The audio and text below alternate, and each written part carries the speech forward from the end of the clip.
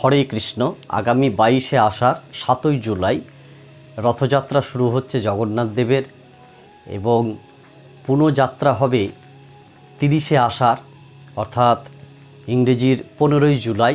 এটা উৎকল মতে অর্থাৎ গোস্বামী মতে পুণ্যযাত্রা হবে এবং 31শে আষাঢ় তার পরের দিনই উল্টো রথ অর্থাৎ পুণ্যযাত্রা হবে, সেটা শাক্ত মতে। তো চলুন এই রথের যে 9 দিন আমরা কি কাজ করব।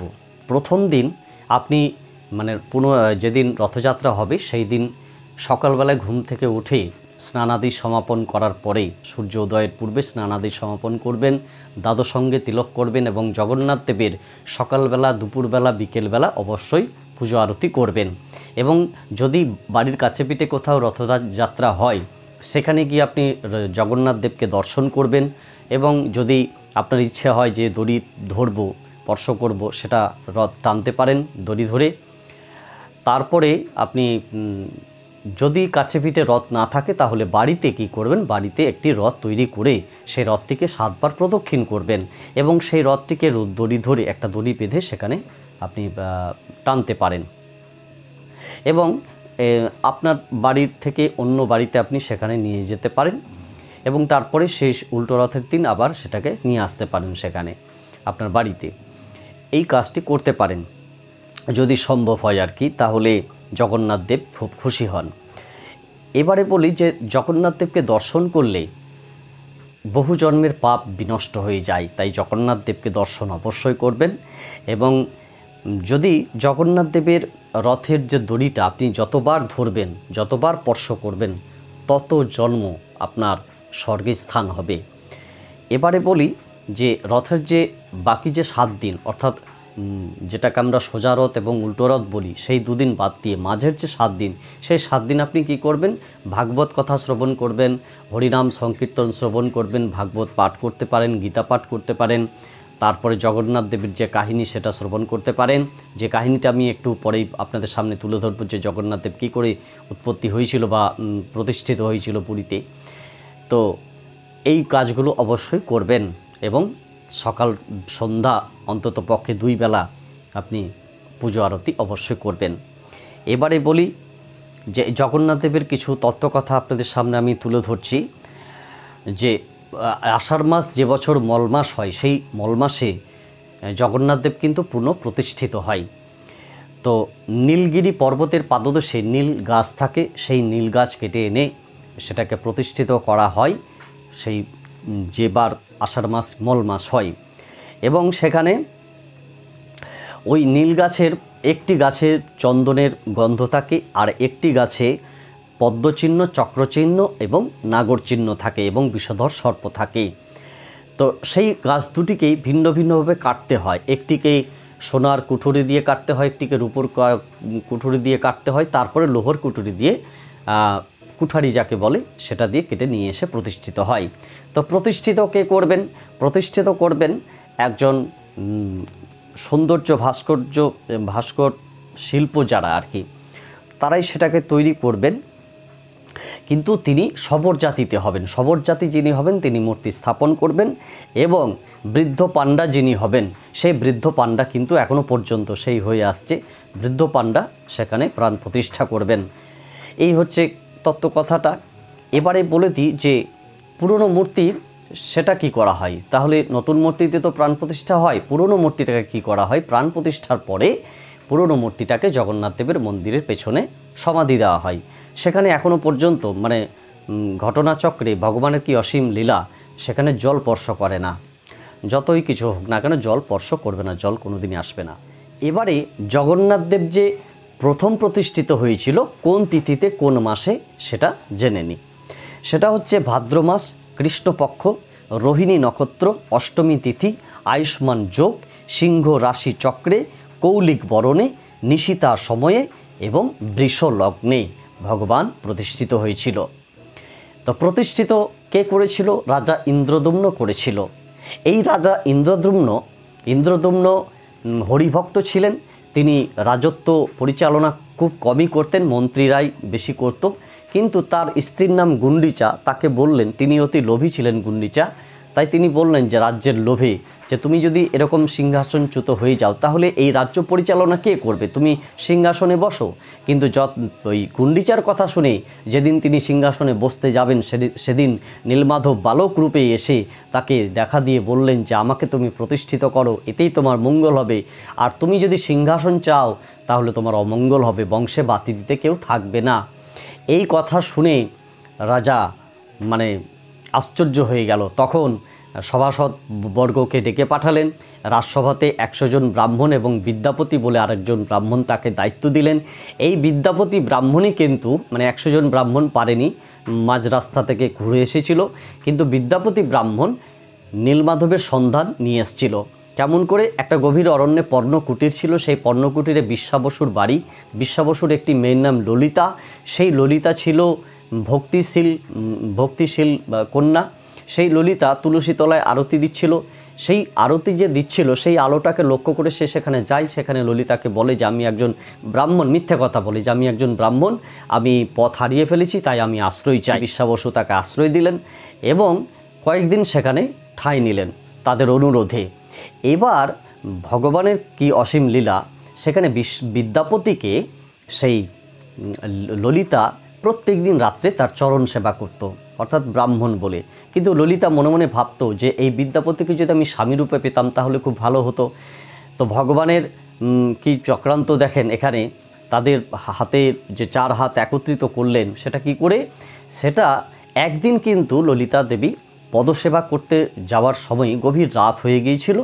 গভীর রাতে তখন বিশ্বাবসু ভোর হয়ে আসছিল আর কি। বিশ্বাবসু সেখানে এসে বললেন যে আমি নীলমাধবের পুজো করতে যাব, আমার আয়োজন করে দে। মেয়েকে বলল। এবার সেই কথাটা কিন্তু ঘুমন্ত অবস্থায় ছিলেন, কিন্তু একটু কাঁচা ঘুমে ছিলেন। সেই বিদ্যাপতি সেটা জেনে নিলেন, ভগবানকে বললেন যে ভগবান তোমার অসীম দয়া, তোমার সন্ধান আমাকে এইভাবেই দিবে, আমি জানতে পারিনি, যাজ্ঞে তোমার চরণে কোটি কোটি প্রণাম।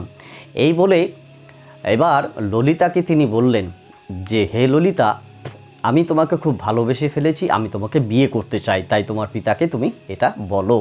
তো ললিতারও মনের ইচ্ছে। এবার ললিতা বিশ্বাবসুকে বললেন যে বাবা আমি তাকে বিয়ে করতে চাই। বিশ্বাবসু রাজি ছিলেন না প্রথমত। তো মেয়ে বললেন যে আমি বিয়ে করতে না যদি পারি, বিয়ে যদি না দাও তাহলে আমি প্রাণ ত্যাগ করব। বিশ্বাবসু তাই বিয়ে দিয়েছিলেন। এবার বিয়ের যে মধুজামিনীর রাত, সেই রাত্রিতে বিদ্যাপতি বললেন যে দেখো ললিতা, তোমাকে একটি কথা দিতে হবে, কি না হলে কিন্তু আমি তোমাকে ছেড়ে চলে যাব। কি? যে নীলমাধবের সন্ধান আমাকে দিতে হবে, বলে দিতে হবে, তোমার পিতা কোথায় যায় নীলমাধবের সেবা করতে সেই জায়গাটা আমাকে দেখিয়ে দিতে হবে। যদি তুমি না দেখাও তাহলে কিন্তু আমি তোমাকে পরিত্যাগ করে চলে যাব। এই ভয়ে বিশ্বাবসুকে এসে ললিতা দেবী অনুরোধ করলেন। বিশ্বাবসু বললেন ঠিক আছে, তাকে নিয়ে যাব। কিন্তু চোখে কালো কাপড় বেঁধে তাকে নিয়ে গেছিল। কিন্তু যাওয়ার সময় ললিতা যেহেতু জানতেন যে কালো কাপড় পরে, যেহেতু চোখে কালো কাপড় পরে যাচ্ছে, সে তো দেখতে পাবে না, তাই কিছুটা সর্ষে তার হাতে দিয়ে দিয়েছিল। এবার ওই সর্ষে ছড়াতে ছড়াতে সে নীলগিরি পর্বতে সেখানে চলে গেল বিশ্বাবসু তাকে নিয়ে বিদ্যাপতিকে। এবং সেখানে গিয়ে বিশ্বাবসু যেই প্রবেশ করলো গুহার মধ্যে নীলমাধবের সেবা করতে, তেমনি কালো কাপড় তুলে দিয়ে তিনি জায়গাটাকে ভালো করে দেখে নিলেন। এবার তিনি ইন্দ্রদম্ন রাজার কাছে গেলেন। ইন্দ্রদম্নকে গিয়ে বললেন যে হে রাজন, আমি তার সন্ধান পেয়েছি। তো যতদিন সময় লেগেছিল ততদিন সর্ষের গাছ হয়ে গিয়েছিল। সেই গাছ সের চিহ্ন, অর্থাৎ সেই গাছ দেখে দেখে নীলগিরি পর্বতে হাজার হাজার সৈন্য সামন্ত নিয়ে গেলেন এবং নীলমাধবকে সেখান থেকে নিয়ে আসলেন। এবারে নিয়ে আসার পরে দেখুন ভগবান রামচন্দ্র সুগ্রীবকে এই বালিকে যখন হত্যা করেছিলেন, তো বালিপুত্র অঙ্গদ তাকে বলেছিলেন যে আমিও তোমাকে হত্যা করব। তখন রামচন্দ্র বলেছিলেন যে সেটা দাপর যুগে তোমার ইচ্ছেটা পূর্ণ হবে, আমি ভগবান শ্রীকৃষ্ণ হয়ে আবির্ভূত হব, তুমি আমাকে ব্যাধরূপে তুমি তীরবদ্ধ করে আমাকে মারবে, আর আমি ওই আমার যে দেহটা সেটা আমি স্বেচ্ছায় ওই সুরুচি নদীর জলে আমি অন্তর্ধান হব কাষ্ঠরূপে।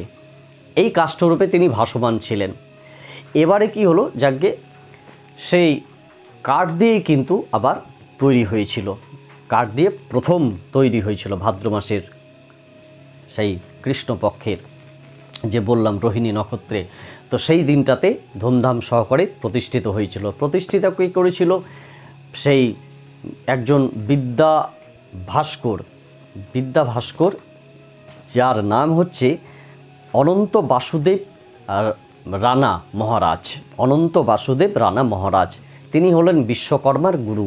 তিনি কিন্তু প্রতিষ্ঠিত করেছিলেন, কিন্তু প্রতিষ্ঠিত করবার জন্য তিনি 21 দিন সময় চেয়েছিলেন, যে 21 দিন আমি সময় নেব, তৈরি করে দেব, কিন্তু যদি ভুল করে 21 দিনের আগেই দরজা কেউ খোলে তাহলে কিন্তু আমি প্রতিষ্ঠিত করতে পারবো না। তো যাকে সেটা কথা হয়ে গেল, শর্ত হয়ে গেল, 21 দিন সময় দিল রাজা তাকে।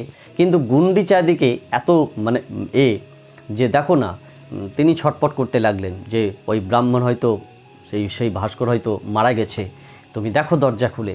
তখন না পেরে ব্যতিব্যস্ত হয়ে স্ত্রীর কথা রেখে রাখতে তিনি ওই ইন্দ্রদম্ন রাজা দরজাটাকে খুলে দিলেন 7 দিনের সময়।